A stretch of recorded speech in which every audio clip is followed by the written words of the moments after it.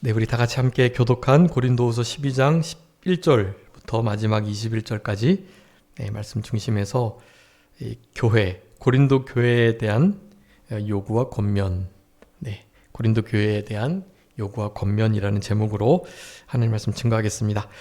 오늘 본문 이렇게 읽으셨는데 사도 바울이 요구하는 것 그리고 권면하는 것, 그것을 이렇게 분명하게 찾으셨는지 모르겠어요.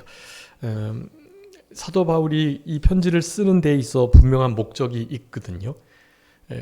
그런 것들 중에 가장 이렇게 핵심적으로 하고자 하는 말이 이렇게 권면하는 거예요. 잘 말로 타이르고 또 이렇게 설득도 하고 진리의 말씀을 빗대서 이렇게 이러이러 해야만 한다. 그렇게 하도록 해라. 만약에 그렇게 하지 않을 때는 어떤 합당한 징계나 책망이 있을 거니까 이렇게 좋은 말로 할 때 좀 잘 들어라 하는 면들을 갖고 권면을 하는 거고요. 근데 요구하는 게 있어요. 요구. 그런 것들은 뭐 딱히 예수님께서 명령하신 진리에 관한 부분은 아닌데, 이를테면 이런 거예요. 사도 바울이 지금 고린도 교회를 세운 개척자인데 그 개척자를 향해서 계속해서 고린도 후서를, 그러니까 두 번째 편지를 쓸 때까지도 아직까지도 온전하게 해결되지 않은 사도 바울이 책망하고 또 사도 바울이 자기 자신을 이렇게 변호하는 이런 것에 대해서 그냥 그 정도로 설명하면 좀 들어야 되는데 끝까지 다른 사람들의 말을 듣는 이런 이들을 향해서 그러니까 요청하는 거예요. 요구를 하는 거예요. 아니 제발이지 이런 면들을 볼 때 나를 좀 오해하지 말아라. 그런 말을 지금 하고 있는 것입니다. 고린도후서 12장에서는 우리 지난 시간에 사도 바울이 자기 자신의 약한 것을 자랑한다 그랬죠. 물론 환상을 통해서 계시를 받은 것을 자랑하는데 그 받았다라는 것 자체가 중요한 게 아니라 내가 받았다가 아니라 나를 통해서 하나님께서 그 일을 하셨다. 물론 이제 자기 자신이라고는 말 안 하고 한 사람을 내가 아는데 그이가 삼층천에 갔다 왔다라는 말을 하면서 그렇게 간접적으로 그런 것들을 자랑한다라는 말씀을 지난 시간에 했었습니다. 그러면서 자기의 약한 것을 자랑하고 그리고 감사할 뿐만 아니라 도리어 크게 기뻐하는 일까지도 했다라는 말씀을 하면서 나는 그런 사람이 좀 아니니까 더 이상 좀 부득불 자랑하지 않도록 했으면 좋겠다. 그런 지금 요구를 하고 있는 것입니다. 우리 고린도 교회를 향해서 사도 바울의 이 권면 그리고 요구하는 바가 지금 나오고 있는데요. 우리 다들 혹시 공과 이렇게 공과 다 보셨나요? 보시고 계시죠? 공과요. 그 공과가 이 12장 후반부에 같은 경우는 이 공과의 단락을 이렇게 좀 잘 나눠 둔 것 같습니다. 그래서 여기에 대한 요구, 권면을 좀 보시면 되는데요.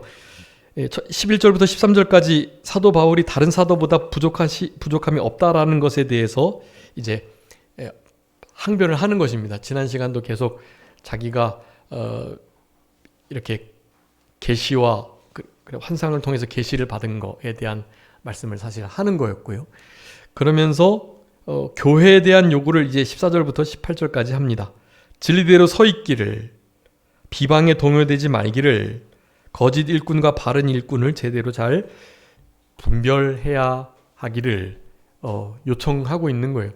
이런 것은 너희들이 좀 충분히 비교할 수 있지 않냐. 좀 제발 이런 것들은 그냥 이런 건 말하지 않아도 사실 이렇게 자동적으로 자연스럽게 구분이 돼야 되는데 왜 이런 것도 지금 못하고 있느냐. 그런 식의 말을 좀 하는 거예요. 그러면서 이제 19절부터 21절까지 고린도 교회가 바로 서지 못하게 될 것에 대해서 두려워하는 마음을 가지고 아주 간절하게 권면을 하고 있습니다. 이거 지금 진리에 대해서 잘못돼 가지고 내가 이제 곧 세 번째 갈 건데 가게 되면 이제 고린도 전서 4장에서 내가 너희들을 향해서 매를 가지고 가랴 아니면 사랑과 온유한 마음으로 가지고 가랴 너희들 대면할 때 내가 말로 한 것보다 더 강하게 너희들 책망하려면 어떻게 하려고 그러느냐 하는 식의 뉘앙스를 풍기면서 이제 말을 한 거예요. 근데 후서를 지금 거의 마무리하면서도 아직까지도 그런 부분이 온전하게 해결되지 않은 것 같아요. 책망을 한 사람들이 회개하지 못하고 회개하지 않고 그냥 죄에 있는 모습 그대로 있다면 내가 너희들에게 바라는 모습이 아닌데 그런 모습으로 있다면 내가 어떻게 해야 되나. 나는 사랑과 온유하는 마음, 사랑과 온유의 마음으로 가서 위로하고 함께 이렇게 성도의 교제를 나누고 싶은데 너희들이 죄를 회개하지 않은 그 모습 그대로 자기를 비방하고 이제 불편하게 생각하고 무시하는 것은 둘째 치고요. 아주 분명한 죄의 문제, 율법을 범하고 그리스도의 법을 범하는 그런 일들이 있는 것에 대해서 고쳐지지 않고 있으면 어떻게 하나 하는 그런 걱정들을 하면서 아주 강력하게 권면을 하고 있는 거예요. 나 정말 두렵다 이거.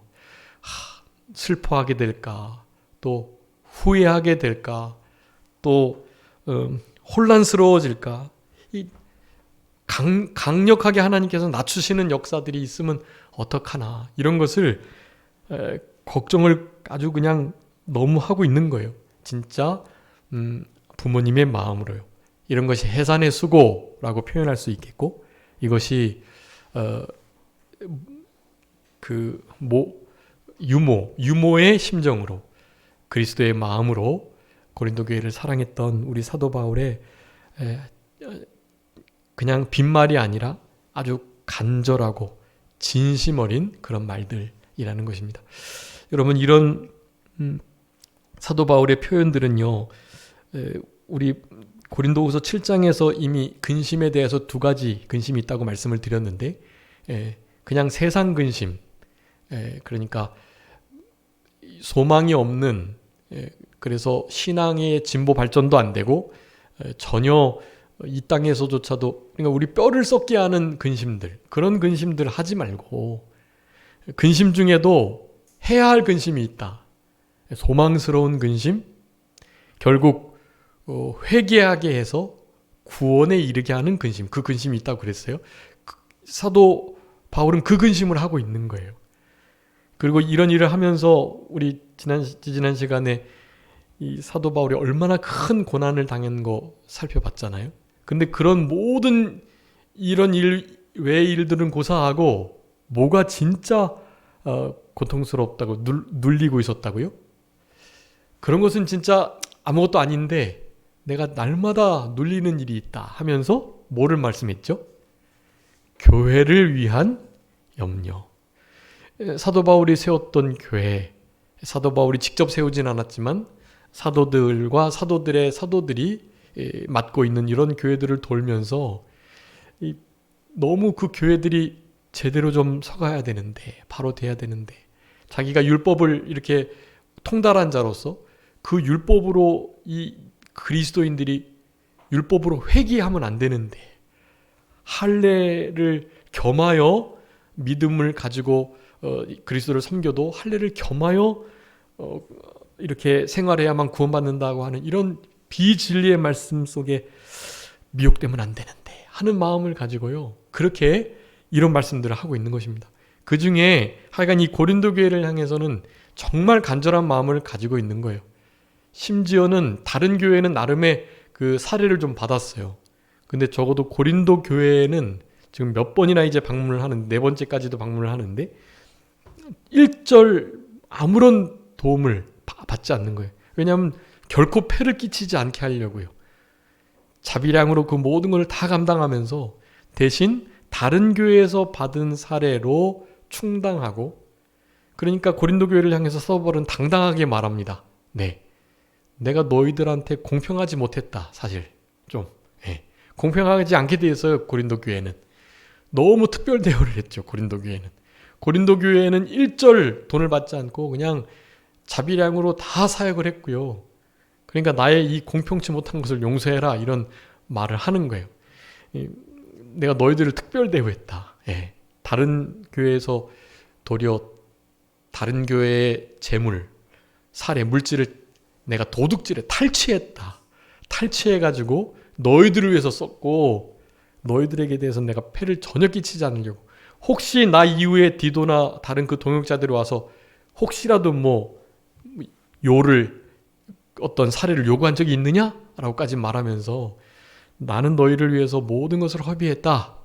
잘 쓰고 희생했다. 다 쓰고 희생했다. 라는 말을 하면서 제발이지 누군가가 우리들을 향해서 아주 간교하게 고린도 교회를 이렇게 못살게 굴고 또 고린도 교회를 미혹해가지고 결국에는 자기의 이득을 취하는 아주 간교한 이들이다. 사도 바울과 그 일행은.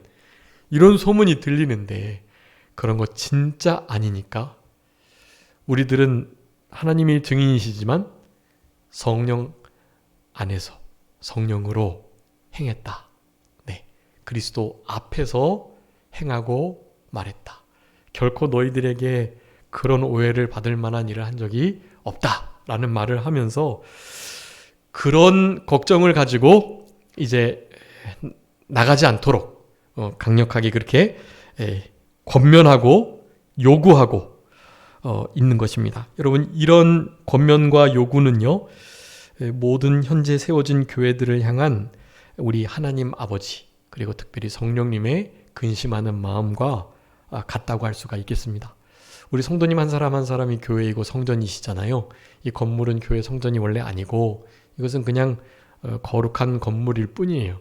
그런데 이것이 성전되고 교회가 될 수 있는 것은 진짜 성전과 교회인 우리들이 여기 모여있기 때문에 그런 거거든요. 그러니까 우리 교회를 향한 우리 성도님 한 사람 한 사람을 향한 하나님의 마음이 성령님의 이 근심함이 이와 같은 것들이 이렇게 돼가지고 신앙에서 타락되고 진리에 바로 세워져 나가는 그 일이 이 무너지면 안 되는데 하는 걱정과 근심을 늘 하고 있다라는 사실. 그러면서 이제 결론과 같은 말씀인데요. 만약에 이런 염려들이 다 해결이 잘 돼가지고 이런 요청이나 요구들 그리고 이 권면의 말씀을 잘 순종한다면 어떻게 될까요? 하나님의 종들은 날마다 눌리고 날마다 이를테면 가위 눌리는 것과 같은 나를 짓누르는 계속 짓눌려서 이 여름에 이 가뭄날에 나의 모든 체액과 진액이 다 소진되는 것 같은 세잔아지는 것 같은 그런 일을 교회의 염려를 하느라고 계속 느끼고 있었는데 교회가 이제 진리 안에서 든든히 세워져 간다. 자, 이런 소리를 들으면 교육자는 어떻게 된다고요? 그제서야 살겠다. 이제는 우리가 살겠다. 라는 표현을 하게 된다는 것입니다. 한번 읽어봐 주세요. 데살로니가 전서 3장 8절 말씀 한번 읽어봐 주세요. 데살로니가 전서 3장 8절. 그러므로 너희가 주 안에 굳게 선즉 우리가 이제는 살리라. 아멘. 너희가 주 안에 어떻게 해요? 굳게 선즉 이제는 이 교육자들은요. 이제는 살겠다. 이제는 내가 좀 눌리는 것이 좀 거둬지겠다. 그런 표현을 쓰는 것입니다. 여러분, 이것은 데살로니가 교회를 향해서 하셨던 말씀이라는 게 중요해요. 여러분, 교회 우리 성경 신약 성경 안에 있는 물론 구약의 그 광야교회는 뭐 더 큰 문제덩어리였었고요. 네, 거룩한 성총회이긴 했지만 너무나 거룩하지 않아가지고 광야에서 다 엎드러지고 막 그런 거죠. 가나안 땅에 들어가서도 왕이 없어서 다 자기가 하고 싶은 대로 했던 그런 세대. 계속해서 이방 나라들에게 하나님의 징계의 몽둥이를 받을 수밖에 없었던 그 시대. 왕정 시대 들어와서도 역시 마찬가지죠. 네. 그래서 포로기가 접어들고 포로기 이후에 이제 해방이 됐지만 해방된 이후에도 여전히 범죄를 하니까 네, 말라기 선지자 이후로 세례 요한이 오기까지 중간기 400년 이상이나 하나님 말씀이 더 이상 임하지 않는 그런 때가 되었던 거예요.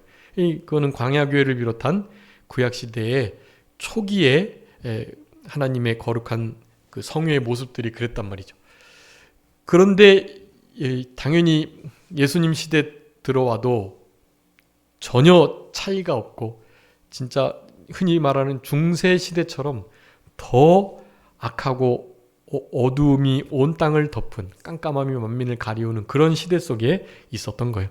그런 중에 이제 진짜 참된 이방인의 빛이신 예수 그리스도께서 탄생하시고 직접 몸으로 모든 진리의 말씀을 이루시고 십자가에서 대형의 구속사역을 완성하심으로 우리들에게 진짜 빛을 허락해 주신 거죠. 이 어두움이 물러가고 이 사탄 마귀의 모든 괴계가 이제 실제로 실패되는 그런 역사 가운데 우리가 이 시대를 지금 살아가게 되는 것입니다. 자, 그런 시대 속에서 세워진 요 예수님 시대 이후의 이런 초대교회의 모습들이나 또 그 이후 2000년이나 흘러서 지금 이제 전 세계로 퍼져 있는 이와 같은 하나님의 교회의 모습들 가운데 지금 본문에서 말하는 사도 바울의 이 간절한 염려와 또 요청 그리고 정말 혼란스럽고 두렵고 슬픈 그런 이 모든 근심의 마음들, 이런 마음들이 여러분 우리를 보시고 적어도 하나님께서는 성령님께서는 이런 근심을 하지 않으실 수 있도록 그렇게 살아가도록 우리들을 지금 권면하고 계시는 것입니다. 이 신약시대 초대교회 여러 나오는 교회들 중에서 그래도 가장 온전한 교회 중에 하나가 데살로니가 교회예요. 데살로니가 교회. 이제 계시록 아시아 7교회 중에서 서머나 교회, 빌라델비아 교회는 책망받지 않은 칭찬만 받은 교회이긴 한데요. 사실 그런 교회에도 마찬가지 여러 가지 약점들이 많이 있었습니다. 데살로니가 교회도 여러 약점들이 있었는데 그 문제가 해결이 잘 되었습니다. 그리고 데살로니가 교회, 그러니까 그 고고 역사학자들은요, 데살로니가 교회가 가장 이렇게 괜찮은 교회였다라는 것을 이 고증을 통해서도 이렇게 좀 그렇게 증명이 된다고 하는데요. 뭐 정확한 성경에 나와 있지는 않으니까 명확하게 알 수는 없지만 그렇다고 그래요. 어쨌든 그와 같은 교회였음에도 불구하고 사도 바울이 이제서야 그런 말을 하는 거예요. 이제서 너희들이 진짜 진리 안에서 이제 좀 굳게 서 있다고 하니 이제는 내가 좀 살겠다. 여러분 그런데 다른 교회를 볼 때는 얼마나 더 하겠어요. 이제는 살겠다라는 말이 나오려면 정말 많은 문제들을 해결해야 합니다. 아버지 하나님의 마음으로 강력하게 요청하는 하나님의 종들의 그 요구를 온전히 들어드려야 하고 그리고 적어도 하나님 말씀에 입각한 실제적 권면들, 죄를 떠나는 문제부터 시작해가지고 허물과 또 실수들, 연약함으로 말미암아 반복되는 불화와 또 교회의 틈을, 균열을 가져오는 사탄으로 하여금 틈탈 수 있게 만드는 이 모든 부족한 일들, 이런 일들이 점점 없어져야 한다는 거예요. 그러려면 얼마나 크나큰 노력이 필요하겠어요. 얼마나 많은 교육자들이 눈물로 기도를 드리면서 세워나가야 하는 거예요. 그런데도 사도 바울과 같은 인물들은 이제 더 이상 나오기가 어려우니 이제는 좀 살겠다라는 고백이 사실 어떤 교회 안에서 그렇게 교육자들을 통해 나올지는 사실 좀 미지수입니다. 솔직히. 그렇지만 바람은 갖는 거죠. 우리 산정교회를 볼 때 우리 여기 개척하셨던 우리 지사롱 목사님께서 아주 힘차게 사역하실 때만 해도 아마 우리 산정교회는 참 하나님 보시기에 내가 너희들의 진리 안에 굳게 서가는 모습을 보니 이제는 좀 살겠다. 그런 칭찬을 아마 받을 만했던 교회 같아요. 우리 선정교회가. 그 테이프 들어보면 막 주일학교 학생들이 여기 학교도 가까우니까요. 막 늘어나고 40명, 50명 막 있고 중고 청년부들도 막 20, 30명 있고 우리 장년부들은 원래 여기 찬양대석이 여기 있었나요? 집사님? 찬양대 여기 여기 찬양대석도 있었대요. 찬양대도 있고 찬양대와 여기 막 꼭꼭 앉아가지고 막 한 80명 막 그렇게 앉아서 예배 드렸대. 여기 지하가 있는데 지하가 유아실. 여기 카메라 설치해서 CCTV 중계해가지고 화면으로 보고 거기 밑에서 유아 아이들 있는 엄마들은 거기서 예배 드리고요. 거기서 예배 드리고 여기서 예배 드리고 그렇게 예배를 드렸대요. 네. 그래서 목사님이 광고할 때마다 하나님이 우리 산정교회 지금 부흥을 주고 계시는데 이 부흥의 때를 하나님의 일을 잘 해나갈 수 있는 기회가 될 수 있도록 많이 기도하면서 교만하지 않으면서 그렇게 하나님께서 허락하시는 요 부흥의 물결을 잘 타고서 좀 힘써서 주님의 일을 해보자. 금요 심야 기도회 또 수요 저녁 기도회 뭐 각종 이런 예배들을 잘 참석하라고 그렇게 이제 강력하게 그리고 예배 후에 저기 우리 강화도에 있는 산정 수양관 그 산장 수양관으로 가서 함께 또 기도하자고 막 독려하고 이번 주는 뭐 막 20 몇 명 갔다고 막 그러시고 그런 광고들이 막 있어요. 네. 참 이렇게 역동적으로 움직일 때 그런 때가 이 생생하게 테이프에 다 녹음이 돼 있는데요.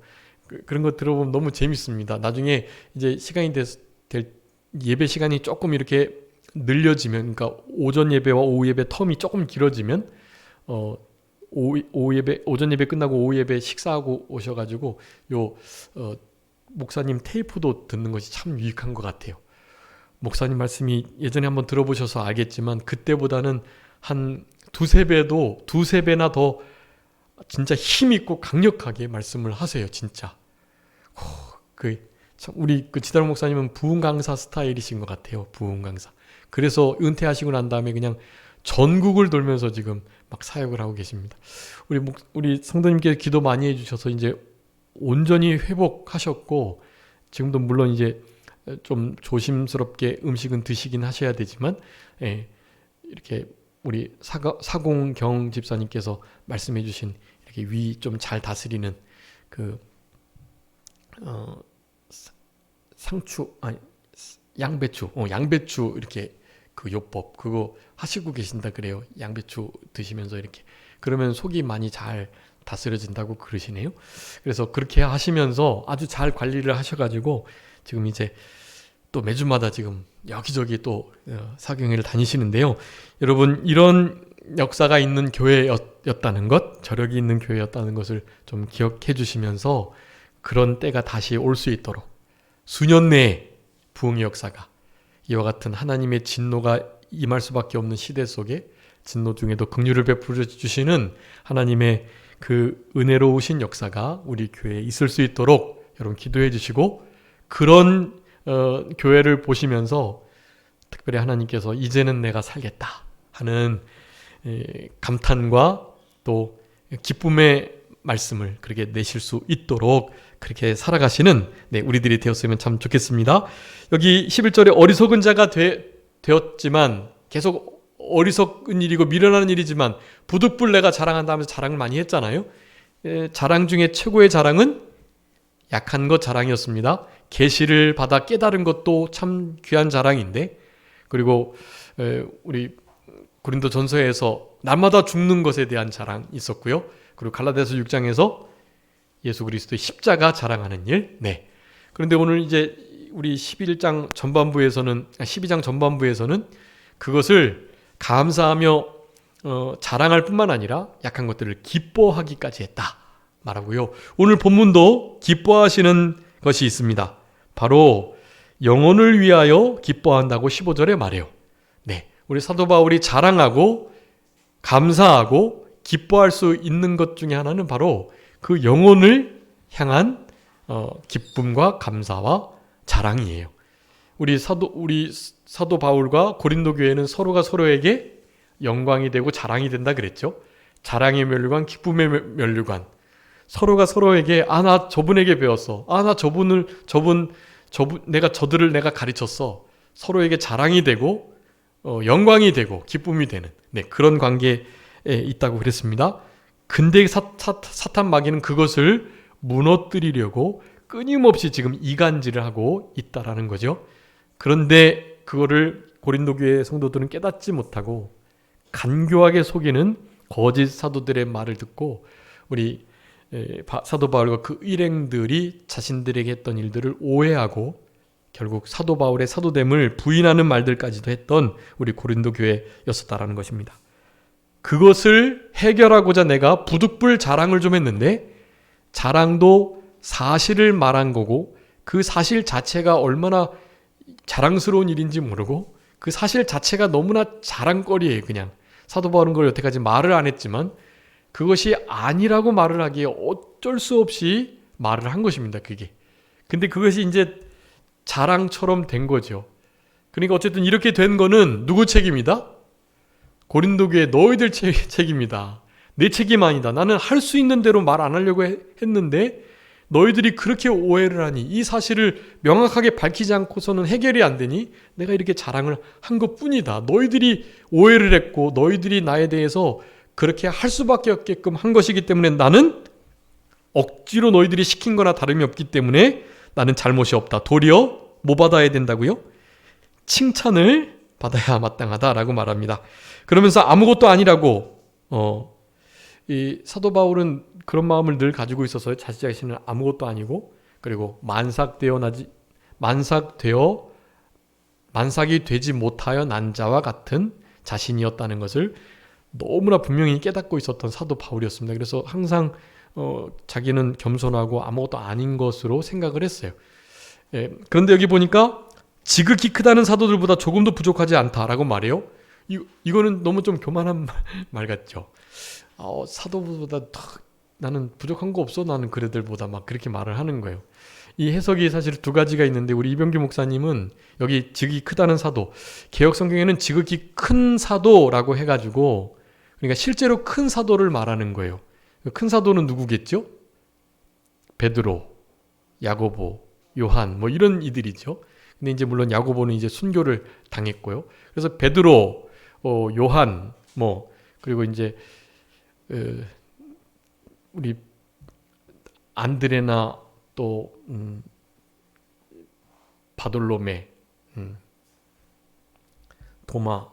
도마는 이렇게 고증에 의하면 저 인도 쪽으로 가가지고 그렇게 힘써서 전도를 했다고 그래요. 아무튼 여러 사도들, 대사도들, 적어도 예수님이 직접 부르신 가룟유다 뺀 11사도들, 그런 사도들은 정말 큰 사도들이니까요. 그런 사도들과 비교해도 나는 결코 뒤지지 않아. 지금 그 말을 지금 하고 있는 거예요. 그런데 실제로 이제 하나님께 주시는 환상과 계시, 아라비아 3년 동안에 실제적으로 하나님 앞에 머물면서 신학을 했었고 그런 것들이 처음 이제 예루살렘에서 베드로와 함께 바나바와 함께 인사를 나누었을 그때 이미 사실은 사도들은 다 알았던 거예요. 이 사도 바울이 우리를 잡아 죽이려고 했던 이었지만 회심해서 부활의 주님을 빛으로 만나고 완전히 바뀌었다. 그런데 깨달음이 장난이 아니다.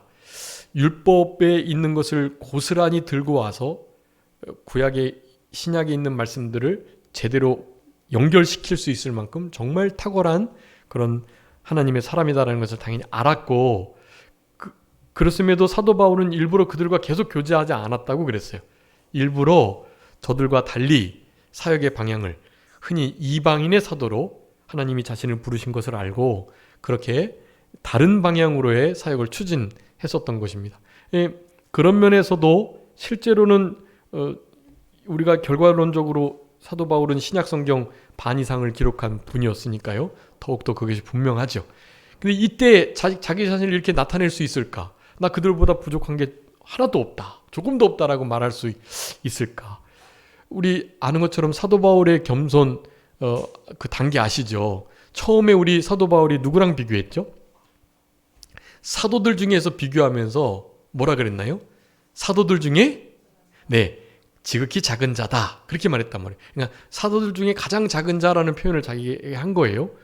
그런데 이제 여기는 지금 부족함이 없다고 말을 하는 거죠. 그러니까 좀 말이 안 되는 게 아니냐 그런 생각을 할 수가 있는 거예요. 그 다음에 사도 바울은 또 누구랑 비교했죠? 성도들 중에 지극히 작은 자보다 더 작은 자. 그렇게 자신을 비교했어요. 네. 그리고 마지막에는요, 뭐라 그랬죠? 죄인 중에 괴수다. 그렇게 말했단 말이에요.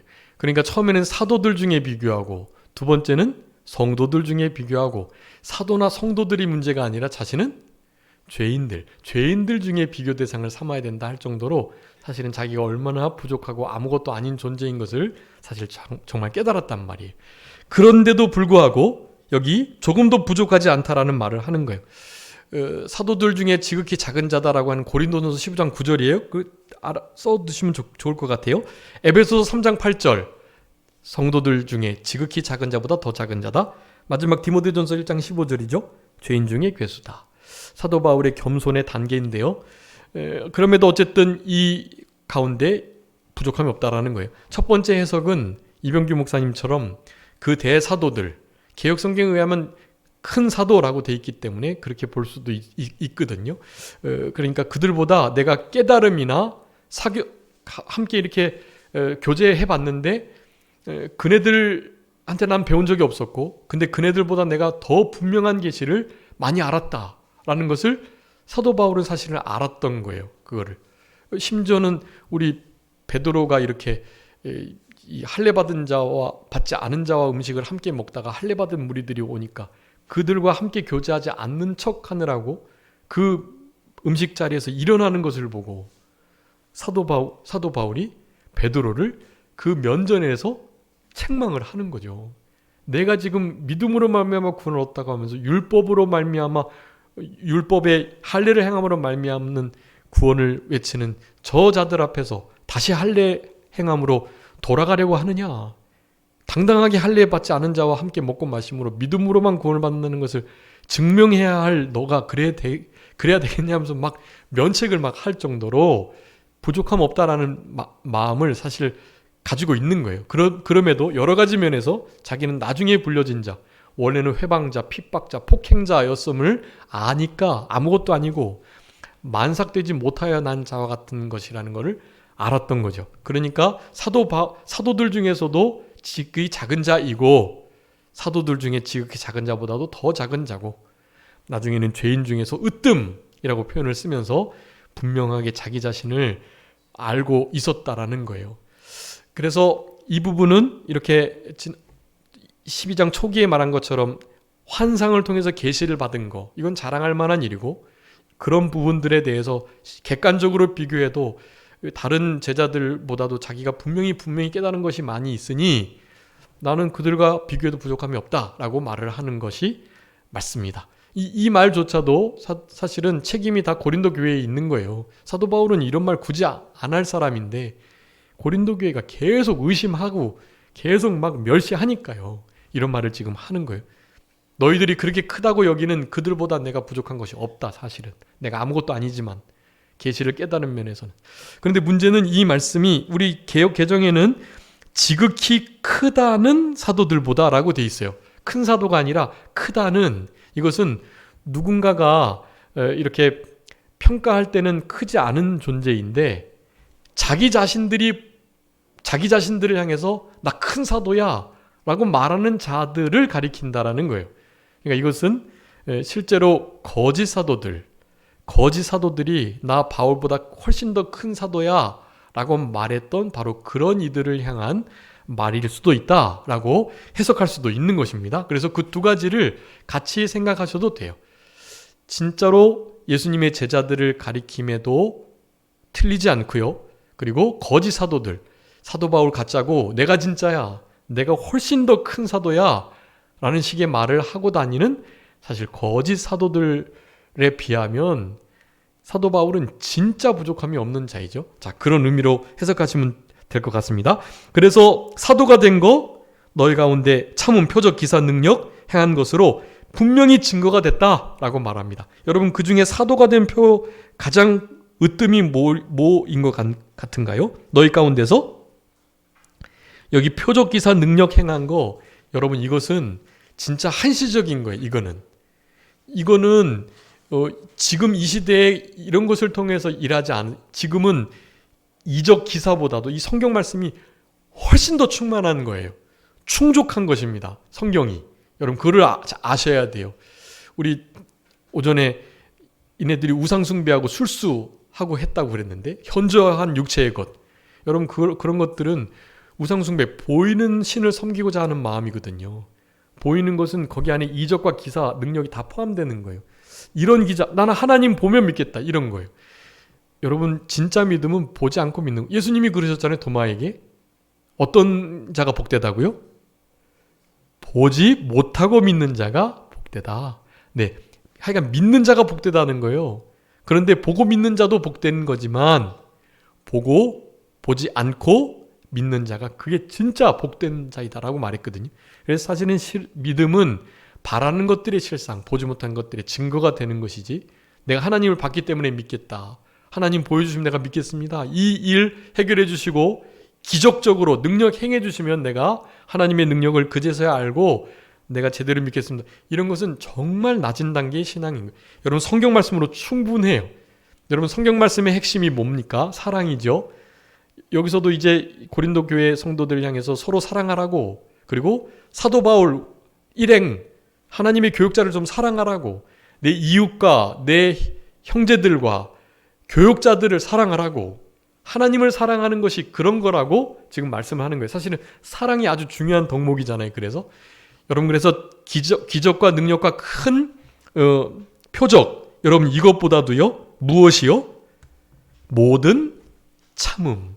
여러분, 이 모든 참음이 사도됨의 가장 결정적인 증거예요. 여러분, 참된 하나님의 종은요, 참습니다. 끝까지 인내하고 견딥니다. 참고 바라고 견디고 인내한다. 뭐죠? 우리 고린도전서 13장에 나온 거. 네, 사랑입니다. 그게 사랑은 오래 참고부터 시작해서 모든 것을 바라고 견디고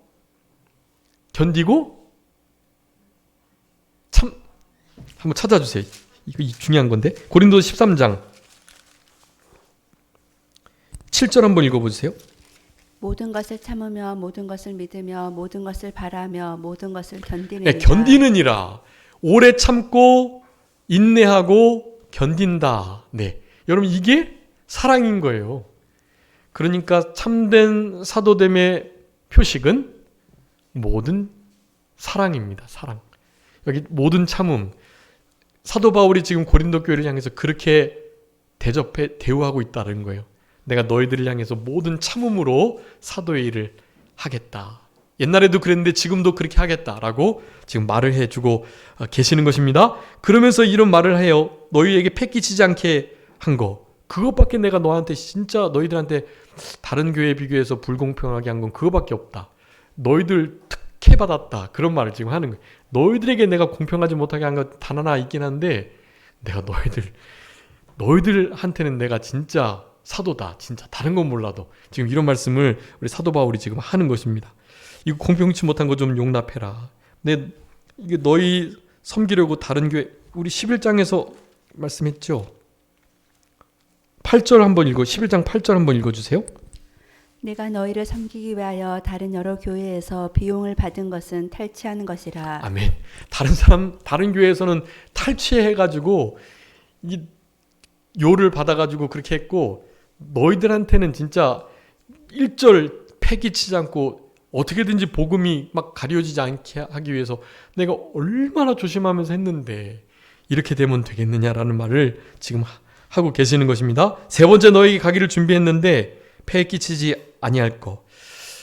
부모님들이 자녀를 위해서 저축해 놓는 거지, 자녀들이 부모님을 위해서 저축하는 일이 없다는 것을 말하면서 사도 바울은 어린아이와 같은 고린도 교회를 어머니의 마음으로, 아버지의 마음으로 모유를 주면서 아이를 키우는 유모의 마음을 가지고 예수 그리스도의 사랑으로 저들을 모든 것을 허비하며 희생하며 주면서 자신까지도 내어주면서 그렇게 저들을 대우했다라는 말씀을 하고 계시는 것입니다. 우리 사도행전 20장 24절에 하나님의 은혜의 복음을 전하는 일을 마치려 하면은 나의 생명을 조금도 귀한 것으로 여기지 않는다.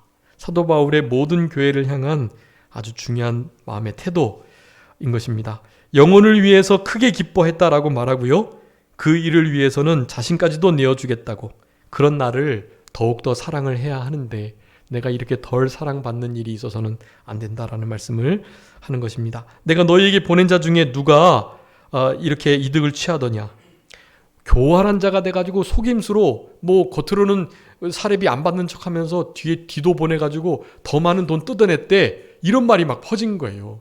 야, 디도가 너희들한테 와서 내가 안 받았던 것처럼 그렇게 안 하고 너희들한테 돈 요구했어? 디도가 그런 사람이야? 라는 말을 묻는 거예요. 당연히 아니죠. 아, 디도가 그랬나? 라고 누군가가 말을 했을 때 아닌 것을 분명히 말해줘야 되는데 그런 것 같기도 하네, 이렇게 동조를 했던 것 같아요. 아무래도 사도 바울은 안 받았는데 뒤에 온 그 일행들이 좀 받아가고도 뭐 그랬다나 봐, 이런 식으로 막 말이 퍼진 거예요. 그래서 이런 말씀을 지금 하고 계시는 것입니다. 여러분, 우리 고린도서 8장에 보면 모든 교회에 칭찬받는 자가 우리 디도였고, 디도는 심지어 그리스도의 영광이다라고까지 평가를 받던 인물이었어요. 디도를 고린도 교회에 계속해서 보냈는데요, 디도가 그런 교활한 속임수로 재물을 탈취하거나 그런 일을 했을 리가 없는 거예요. 그런데 그들은 그렇게 믿었다라는 것입니다. 그러면서 18절 말씀합니다. 이득을 취했느냐? 아니다. 나와 동일한 행보로 일했고 특별히 무엇으로 행했다고요?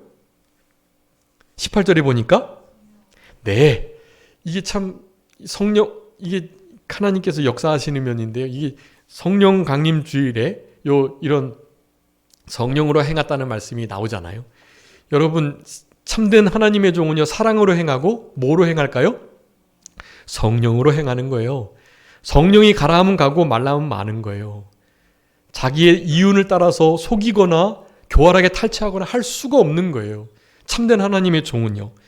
여러분, 그래서 성령으로 함께 행하는 일이 아주 중요하고, 성령 안에서 성령의 인도함을 받은 바 된 자로 그리스도 예수의 사람으로 살아가는 것이 그래서 중요한 것입니다. 아까 행한다는 말씀하면서 여러분, 어떻게 행할 수 있을까요? 예수님 마음을 품어야 한다는 것과 이것만 말씀 보고 마치겠습니다.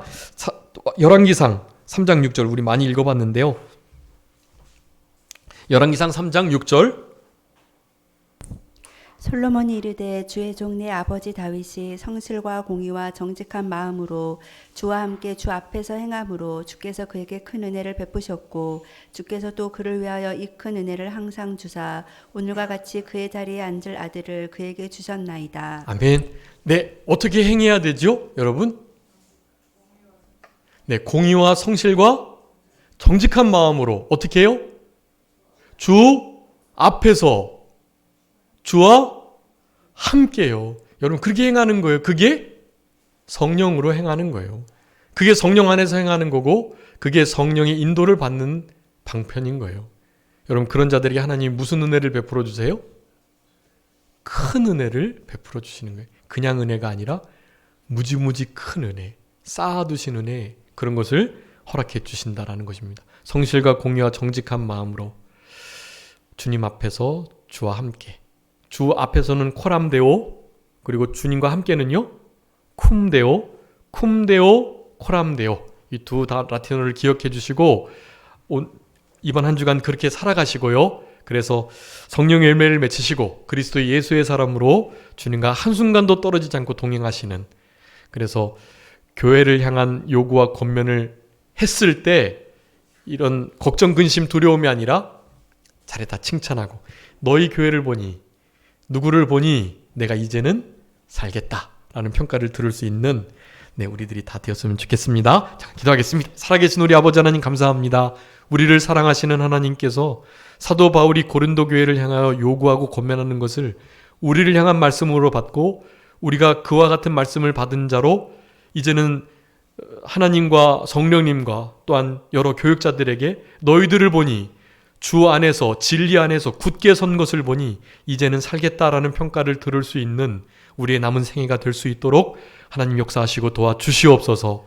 아버지 하나님, 우리 다윗 왕이 이렇게 살아갔는데 그 모습을 아들 솔로몬이 보고 솔로몬도 자기 아버지처럼 이렇게 살아가겠다고 고백했던 우리 아버지 다윗이 성실과 공의와 정직한 마음으로 주 앞에서 주와 함께 행했다고 했던 이 신앙을 자신도 본받아 가려고, 그래서 주님께서 베풀어 주신 큰 은혜를 받고자 하는 마음으로 남은 때를 살아갔던 것처럼 우리에게도 이런 마음으로 살아갈 수 있는 힘과 능력과 용기를 허락하여 주시옵소서. 한 주간 성령의 많은 열매를 힘써 맺힐 수 있도록 주님 도우시기를 간절히 바라옵고 그리스도 예수의 사람으로 승리할 수 있도록 역사하여 주옵소서. 모든 것 주님께 맡기옵고 살아계신 예수 그리스도의 이름으로 기도 올리옵나이다.